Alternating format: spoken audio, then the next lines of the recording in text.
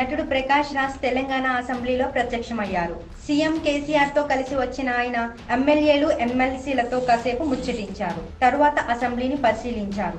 మధ్యాహ్నం కేసీఆర్ తో కలిసి ప్రగతి భవన్ లో లంచ్ చేసి ఇద్దరు భేటీ అవుతారు. అయితే ఫెడరల్ ఫ్రంట్ గురించి చర్చించేందుకు ప్రకాష్ రాజ్ వచ్చినట్టు తెలుస్తుంది. గౌరీ లంకేష్ హత్య జరిగినప్పుడు ప్రకాష్ రాజ్ మోదీ, బీజేపీ నేతలపై విమర్శలు చేశారు.